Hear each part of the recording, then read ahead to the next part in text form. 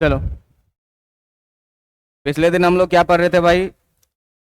पिछले दिन हम लोग क्या पढ़ रहे थे? Force on a current carrying wire in a magnetic field.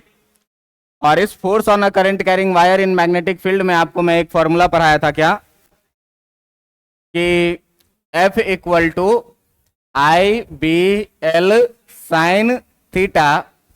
जहां पर आपको थीटा के बारे में क्या बोले थे कि ये जो थीटा है ये क्या है?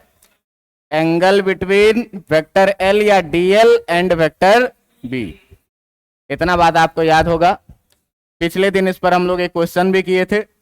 आज एक और क्वेश्चन करेंगे, और इसी का अगर वेक्टर फॉर्म का हम लोग बात करें तो ये कितना लिखते थे? आई इंटू बी क्रॉस एल की एल क्रॉस बी। आई इंटू कितना? एल क्रॉस कितना लिखते थे? बी लिखते थे। इतना बात आपको याद होगा। बात समझ में आ रहा है? आज देखो कि ये क्वेश्चन हम लोग लेते हैं। इस क्वेश्चन में क्या कह रहा है? कह रहा है क्या कि एक मैग्नेटिक फील्ड है, जो कैसा मैग्नेटिक फील्ड है? Cross magnetic field. Cross magnetic field का मतलब कि इस मैग्नेटिक फील्ड का डायरेक्शन सरफेस से अंदर के तरफ है। इस मैग्नेटिक फील्ड में आपका दो करंट कैरिंग वायर इस तरीके से रखा हुआ है। दो करंट कैरिंग इस तरह से रखा हुआ है, दो करंट कैरिंग वायर, कि इस दोनों के बीच का जो एंगल है, इस दोनों के जो बीच का एंगल है वो एंगल आपको दिया हुआ है कितना?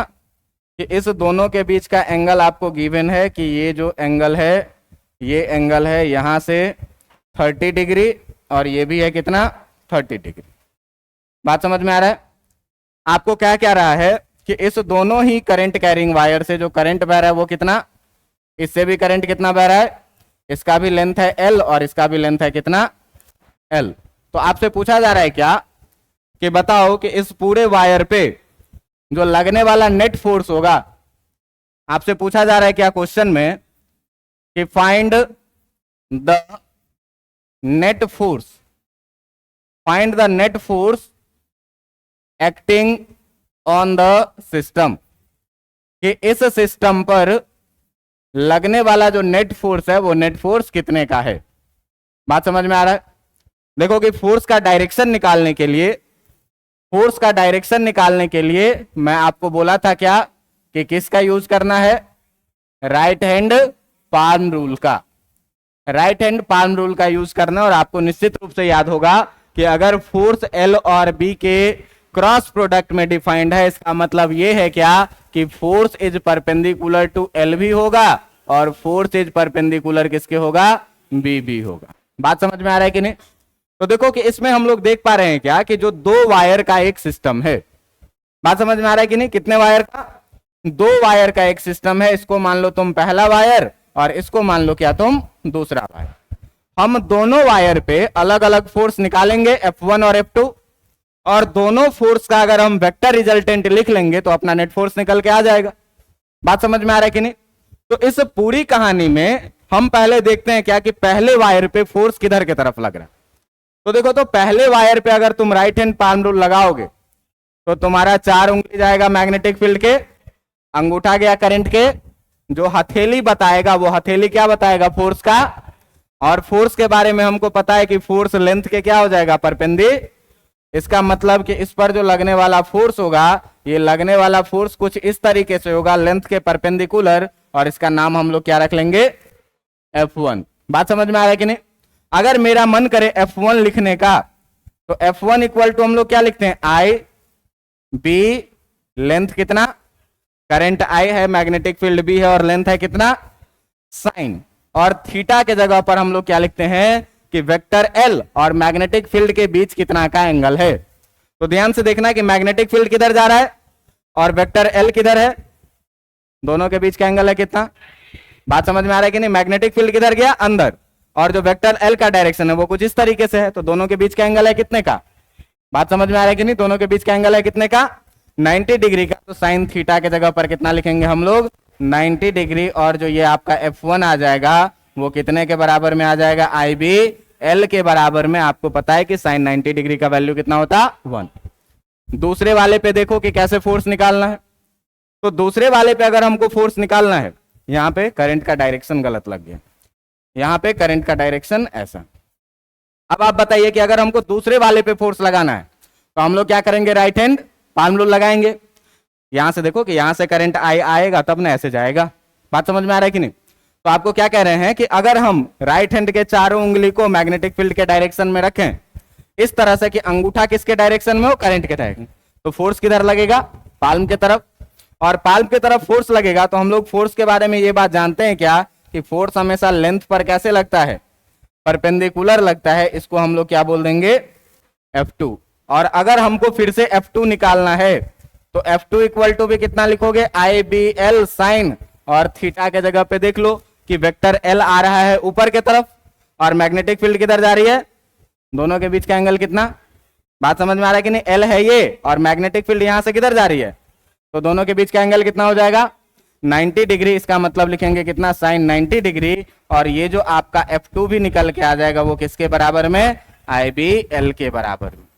अब अगर हम इस F1 और F2 का रिजल्टेंट निकाल लें तो अपना जो नेट फोर्स है वो नेट फोर्स निकल के आ जाएगा। तो नेट फोर्स निकल के आ जाएगा, इसके लिए क्या करो कि इस डायग्राम को हम थोड़ा सा अगले पेज में बनाने का कोशिश करते हैं। अगले पेज में बनाने का कोशिश करते हैं कैसे भाई, तो आपके पास दिया हुआ है कि आपके पास कैसा मैग्नेटिक फील्ड है, क्रॉस मैग्नेटिक फील्ड है। इस क्रॉस मैग्नेटिक फील्ड में जो है सो आपके पास दो स्ट्रेट वायर रखा हुआ है, दो स्ट्रेट वायर इस तरीके से रखा हुआ है कि इस दोनों के जो बीच का एंगल है, ये इस दोनों के जो बीच का एंगल है, इस दोनों के बीच का एंगल है कितना, 30 डिग्री। इस दोनों के बीच का एंगल है कितना, 30 डिग्री, यहां का भी और 30 डिग्री ये वाला भी। इस पर एक फोर्स परपेंडिकुलरली काम कर रहा है जिस फोर्स का नाम है कितना, F1। और इस पर एक फोर्स परपेंडिकुलरली काम कर रहा है जिस फोर्स का नाम है कितना, F2 और F1। जरा सा ये बताओ कि इस F1 को अगर मैं यहां से खिसकाऊं और यहां पे लगा दूं तो कोई फर्क पड़ जाएगा क्या, कोई फर्क पड़ जाएगा क्या, कोई फर्क नहीं पड़ेगा।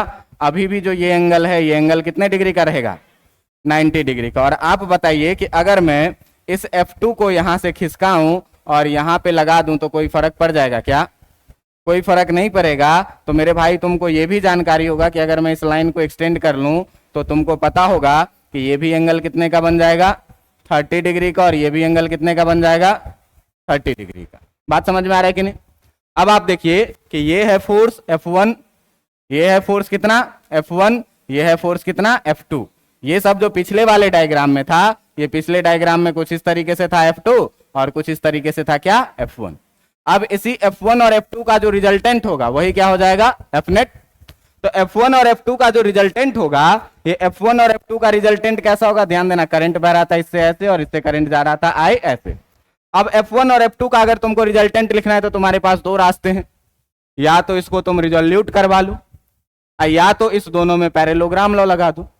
तो पैरेललोग्राम लॉ क्या कहता है कि अगर दो वेक्टर है आपके पास तो इस दो वेक्टर को पैरेललोग्राम का कॉरेस्पॉन्डिंग साइड मानते हुए क्या करिए, एक पैरेललोग्राम बना लीजिए। और उसी पैरेललोग्राम का जो आपका डायगोनल हो जाएगा, इसी डायगोनल को हम लोग क्या कह देंगे, रिजल्टेंट कह देंगे कितना, F नेट। और आपको याद होगा कि रिजल्टेंट R इक्वल टू जो हम लोग लिखते हैं वो कितना लिखते हैं, A square plus B square plus 2AB cos theta का क्या रूट लिखते हैं कि नहीं। तो ये बात बताओ कि अगर हमको F नेट लिखना है तो F net equal to root under F1 का स्क्वायर प्लस F2 का स्क्वायर प्लस 2F1 F2 और कॉस, और इस दोनों वेक्टर के बीच का एंगल कितने का है, कितने का, यहां से यहां 30 डिग्री और यहां से यहां तक कितना। कोई आपत्ति है क्या, कोई आपत्ति अगर नहीं है भाई, यहां थोड़ा सा गलती कर दिए हैं, बात समझ में आ रहा है, गलती क्या कर दिए हैं तो आप ध्यान दीजिएगा, गलती क्या कर दिए हैं तो आप थोड़ा सा ध्यान दीजिएगा। ये कि गलती कर दिए हैं, ये गलती हमको अभी दिखा है तो हम क्या करें बताओ। तुम लोग बोलता नहीं है कि सर गलती हो गई है, ध्यान देना, ध्यान देना कि गलती हो गया है क्या। ये एंगल 30 डिग्री नहीं होगा, ये एंगल 30 डिग्री क्यों नहीं होगा, तो ध्यान दो, ये 30, ये 90 और ये पूरा स्ट्रेट लाइन, तो ये पूरा एंगल कितने का बनेगा, ये पूरा एंगल कितने का बनेगा, 180, जिसमें ये 90 और 30 120 हो गया, तो ये कितने का होगा। बात समझ में आया कि नहीं आया, और इसी तरीके से देखो कि ये 90 और ये 30, तो ये भी कितने का बनेगा? बात समझ में आया कि नहीं? तो 30 लिख करके गलती ना कर दिए थे, महा गलती कर दिए थे। अब देखिए कि आपके पास F1 का जो वैल्यू है ये भी है कितने के बराबर में, और आपके पास F2 का वैल्यू है ये भी कितने के बराबर में, यानी कि F1 जो है वो F2 के बराबर में है, और इसको हम लोग क्या मान लेंगे? F मान लेंगे। कोई दिक्कत है क्या? इतना में कोई दिक्कत नहीं होगा। अब इसको क्या करिए, आप वेक्टर से रिजोल्यूट करवा दीजिए। तो आप देखिए ध्यान से कि आपके पास सिस्टम कैसा है। आपके पास सिस्टम कैसा है? तो सिस्टम है कुछ इस तरीके से कि आपके पास एक फोर्स है इधर के तरफ लग रहा, कितने डिग्री पे? F, और कितने डिग्री पे? 60 डिग्री। और एक दूसरा फोर्स है इस तरफ लग रहा, इसका वैल्यू है कितना? F2, F के बराबर में ही, ये भी कितने डिग्री पे? अब देखो कि 60 60 120 डिग्री है, तो या तो वेक्टर एडिशन लगा लो या तो रिजोल्यूट करवा लो, कुछ भी करवा सकते हो। 120 डिग्री डालोगे, -1/2 डालोगे, काम हो जाएगा। बात समझ में आ रहा है? अब ध्यान से देखना कि अगर हम इसको रिजोल्यूट करवाएं, तो रिजोल्यूशन में क्या पढ़ें? जिसके साथ थीटा लगा हुआ हो उसके साथ क्या आ जाएगा? Cos theta. तो फोर्स है कितना? F कॉस, और थीटा कितना? और जिसके साथ थीटा नहीं लगा हुआ उसके साथ साइन थीटा। तो फोर्स है F साइन, और थीटा का वैल्यू कितना? आप ध्यान से देखिएगा कि ये फोर्स है जिसके साथ थीटा लगा हुआ है, उसके साथ फिर से कितना आ जाएगा? F कॉस कितना? 60 डिग्री, और जिसके साथ थीटा नहीं लगा हुआ है उसके साथ कितना चला जाएगा? F साइन कितना डिग्री? ध्यान से देखना कि ऊपर और नीचे बराबर फोर्स लग रहा है कि नहीं लग रहा है। इसका मतलब ये फोर्स इस फोर्स को क्या करेगा? कैंसिल कर देगा। जो तुम्हारा F नेट हो गया, ये F नेट किसके बराबर में हो जाएगा? F कॉस थीटा और F cos theta. F cos 60 degree और प्लस कितना? F कॉस 60 डिग्री, ये दोनों मिलके कितना हो गया? 2F कॉस कितना डिग्री? 60 डिग्री। ध्यान से देखना कि अगर F नेट लिखना है मेरे भाई तो 2 के जगह 2, F के जगह कितना लिखेंगे? और कॉस 60 डिग्री का वैल्यू कितना? 2 से 2 क्या हो जाएगा? तो F नेट इक्वल टू कितना आ गया? IBL। यही क्या करना था? निकालना था। बात समझ में आई कि नहीं आई? तुम्हारे मन में ये विचार आ रहा होगा, कि क्या हर सवाल को बनाने के लिए जब सिस्टम ऑफ वायर दिया रहे तो हम लोग इतना लंबा चौड़ा सिस्टम लेकर के जाएंगे क्या? अगर आपके पास करंट कैरिंग वायर रहे, सेम करंट फ्लो करे सब, और सिस्टम ऑफ वायर दे दे, तो क्या हम लोग ऐसे ही इतना लंबा चौड़ा कहानी करके बनाएंगे क्या? यहां पर 2 ही वायर था, 3 वायर दे देता, 4 वायर देता, 5 वायर दे देता, 50 वायर दे देता तब? तो इसके लिए आप क्या करिए? शॉर्टकट का यूज करिए। और शॉर्टकट का यूज कैसे करना है ये आप देखिए। इसी सवाल बनाने के लिए हम लोगों को क्या करना है? शॉर्टकट सीखना है। शॉर्टकट कैसे सीखना है? तो ध्यान देना कि अपने पास जो मैग्नेटिक फील्ड था, ये मैग्नेटिक फील्ड था कैसा? क्रॉस मैग्नेटिक फील्ड था। और इस क्रॉस मैग्नेटिक फील्ड में आपके पास एक वायर था, जो वायर कुछ इस तरीके से रखा हुआ था, और इस तरीके से रखा हुआ था कि इस दोनों वायर के जो बीच का एंगल था, ये एंगल था कितना? 30 डिग्री। और कितने डिग्री का? 30 डिग्री। बात समझ में आ रहा है? ये था कितने का? 30 डिग्री। और ये भी था कितने डिग्री का? 30 डिग्री का। इससे करंट I बह रही थी, इसका लेंथ कितना था? इससे भी करंट कितनी बह रही थी? I, और इसका लेंथ था कितना? बात समझ में आ रहा है कि नहीं? तो देखो कि शॉर्टकट में जो सबसे पहला काम तुमको करना है, वो सबसे पहला काम क्या करना है कि फाइंड द डिस्प्लेसमेंट लेंथ। अब ये क्या होता है? ठीक ना? फाइंड द डिस्प्लेसमेंट लेंथ, कि आपको क्या करना है? डिस्प्लेसमेंट लेंथ को फाइंड करना। तो डिस्प्लेसमेंट के बारे में पढ़े हुए होगे क्या? कि इनिशियल पोजीशन और फाइनल पोजीशन को मिलाने वाला स्ट्रेट लाइन ही क्या होता है? डिस्प्लेसमेंट होता है। जरा सा ध्यान देना कि अगर हम डिस्प्लेसमेंट लेंथ का बात करें तो इस वायर का, अगर इस वायर का इनिशियल पॉइंट है ये, और फाइनल पॉइंट जो है, इस वायर का इनिशियल पॉइंट है ये और फाइनल पॉइंट है कौन सा? ये वाला। तो यही क्या हो जाएगा इसका? यही क्या हो जाएगा इसका? Displacement length. बात समझ में आ रहा है कि नहीं? ये क्या हो जाएगा इसका? Displacement length. क्यों? कि यहां से वायर शुरू हो रहा था और यहां पर वायर क्या हो गया था। अब इससे करंट का डायरेक्शन कैसे रखें? तो देखो, तो करंट को अगर यहां से चल करके यहां तक जाना था तो या तो इस रास्ते से जा सकता है, और अगर हम डिस्प्लेसमेंट वायर मानेंगे तो डिस्प्लेसमेंट में करंट किधर से जाएगा, इस रास्ते से जाएगा। बात समझ में आ रहा है कि नहीं? इनिशियल से फाइनल तक जाना है तो इस रास्ते से गया तो ऐसे गया, तो इस रास्ते से जाएगा तो कैसे जाएगा? बात समझ में आ रहा है कि नहीं? ऊपर से नीचे तो नहीं आएगा। क्लियर है बात? अब सवाल ये उठता है कि इसका लेंथ होगा कितना। तो इसका लेंथ निकालने के लिए हम लोग सिंपल ज्योमेट्री का यूज कर सकते हैं। क्या यूज कर सकते हैं? तो ये देखो कि एक तो तुम पढ़े हुए होगे किसके बारे में, इक्विलेटरल ट्रायंगल के बारे में। एक पढ़े हुए होगे किसके बारे में, इक्विलेटरल ट्रायंगल के बारे में, कि इक्विलेटरल ट्रायंगल का सारा एंगल कितने का होता है, 60 डिग्री का, और सारा साइड क्या होता है, सारा साइड क्या होता है, इक्वल होता है। और एक पढ़े हुए होगे आइसोसेलेस ट्रायंगल के बारे में, कि आइसोसेलेस ट्रायंगल के बारे में पढ़े हुए होगे कि अगर ये एंगल है थीटा और ये दोनों साइड बराबर है तो बराबर साइड के सामने का एंगल भी क्या होता है, पढ़े हुए हो कि नहीं, कि बराबर साइड के सामने का एंगल भी क्या होगा, बराबर होगा। अगर इतनी बात की आपको जानकारी है तो आप ये बात बताइए, ये 30 डिग्री है, ये 30 डिग्री, ये भी लेंथ L और ये भी लेंथ कितना, इसका मतलब कि इस ट्रायंगल में इस L के सामने का अगर हम इस एंगल को मान ले थीटा तो इस L के सामने का ये भी एंगल कितना हो जाएगा।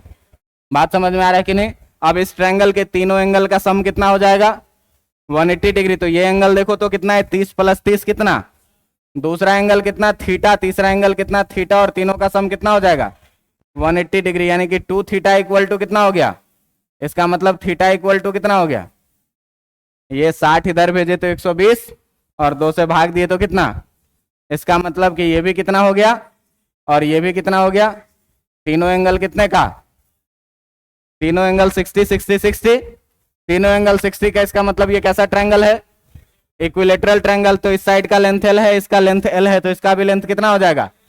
अब डिस्प्लेसमेंट वायर पे फोर्स निकाल लो। अब क्या करो, डिस्प्लेसमेंट वायर पे फोर्स निकाल लो। तो जब फोर्स निकालोगे, फोर्स ऑन डिस्प्लेसमेंट वायर, तो FM जो लिखोगे तुम सीधे लिखोगे क्या, F नेट।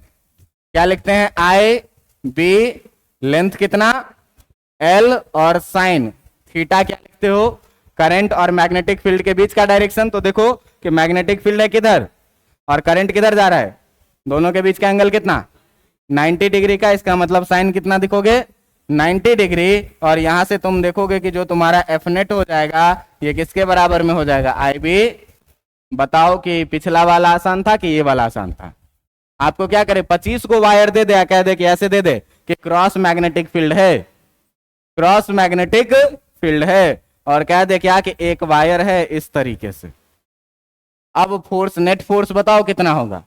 तो तुम कहोगे कि दिमाग खराब है आपका, मेरा भी खराब करना चाहते हैं।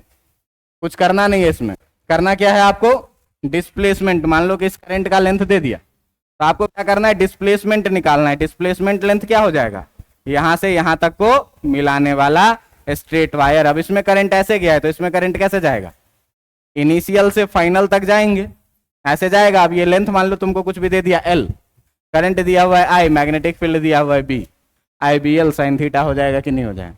ध्यान देना कि इस तरह का क्वेश्चन करने में अधिकतर जगहों पर जो थीटा का वैल्यू होगा वो कितना होगा 90 डिग्री। रेयरली ही कभी थीटा का वैल्यू मैग्नेटिक फील्ड और करंट के बीच का एंगल बदल सकता है, रेयरली ही। नहीं तो अधिकतर केस में क्या होगा 90 डिग्री, 99 पॉइंट केसेस में। और उस तरह से आप कैसे भी सवाल को इस मेथड से आप बना सकते हैं कि यहां पर अभी 2 ही वायर दिया था तो 2 वायर के लिए दिए तो 2 के कारण फोर्स निकाले थे और दोनों के कारण फोर्स निकाल करके हम क्या किए, रिजल्टेंट निकाल लिए थे। तो देखो तो फोर्स इधर के तरफ लगेगा कि नहीं, नेट फोर्स कितने का, IBL का। किस डायरेक्शन में लग रहा है, तो मैग्नेटिक फील्ड के परपेंडिकुलर इस तरफ। तुम ध्यान से देखो कि उसमें भी वही फोर्स का डायरेक्शन होगा। कैसे भाई, तो लगाओ राइट हैंड पाम रूल, ये गया इधर, करंट गई ऊपर, फोर्स किधर लगा, तो नेट फोर्स किधर लगेगा, पहले भी तो यही डायरेक्शन था ना, तो उससे कोई फर्क पड़ता नहीं है। तो 2 था तो 2 वेक्टर फोर्स निकालना पड़ा, दोनों का रिजल्टेंट लेना पड़ा। 3 वायर रहता तो 3 करना पड़ता, 4 वायर रहता तो 4 करना पड़ता। लेकिन हर केस में आप देखिए क्या कि जब भी हम लोग रिजल्टेंट निकालने का कोशिश कर रहे हैं तो लेंदी होता जाएगा, जैसे जैसे वेक्टर बढ़ता जाएगा प्रोसेस क्या होता जाएगा। तो उस लेंदीनेस से बचने के लिए क्या करेंगे, इस शॉर्टकट का यूज करेंगे। और शॉर्टकट क्या कहता है कि जब भी आपको ऐसा क्वेश्चन दिखे सिस्टम ऑफ वायर वाला, आप क्या करिए, डिस्प्लेसमेंट लेंथ निकालिए। डिस्प्लेसमेंट लेंथ का मतलब कि वायर जहां शुरू हुआ और जहां खत्म हुआ उस दोनों पॉइंट को स्ट्रेट लाइन से क्या करिए, जोड़ दीजिए। अब ये नया वायर हो गया हमारा, अब ये दोनों वायर खत्म। अब किसी तरह से जुगाड़ लगा करके, आप ट्रिगोनोमेट्री लगा करके हो, ज्योमेट्री लगा करके हो, जो भी लगा करके हो, आप इसका लेंथ क्या करिए, निकाल लीजिए। इसका लेंथ निकल गया, इससे करंट आपको गिवन है कि करंट या तो ऐसे जाएगा या तो सीधे जाएगा। तो सीधे करंट गया, करंट पता चल गया, इसका लेंथ पता चल गया, मैग्नेटिक फील्ड पहले से पता है, थीटा पता करेंगे और एक बार में आंसर निकाल लेंगे। पहले जो आंसर आया था उसी आंसर के जैसा ये भी है, डायरेक्शन भी सेम है, कोई फर्क पड़ता नहीं है। लेकिन ये वाला कहानी क्या है, ज्यादा आसान कहानी है, तो आप ऐसे कहानी को लेकर के आगे बढ़ सकते हैं। बात समझ में आ रहा है कि नहीं? आपको अगर याद हो तो मैं कभी आपको पढ़ाया था मैग्नेटिक फील्ड, आपको मैं पढ़ाया था magnetic field due to current carrying infinite wire. Magnetic field due to current carrying infinite wire. और मैं आपको बोला था कि अब हम लोग फोर्स में एंटर कर चुके हैं, अब मैग्नेटिक फोर्स में एंटर कर चुके हैं। और तुम देखो कि मैग्नेटिक फोर्स निकालने के लिए अगर हम लोग चार्ज का बात करते थे तो चार्ज में भी फोर्स इक्वल टू क्या आता था, Q इंटू वी क्रॉस क्या, B। और दूसरा बात यहां पर भी अगर हम लोग देखे हैं तो I इंटू एल क्रॉस क्या आ रहा है, B आ रहा है, या F इक्वल टू कितना आ रहा है, आई बी एल साइन थीटा के बराबर।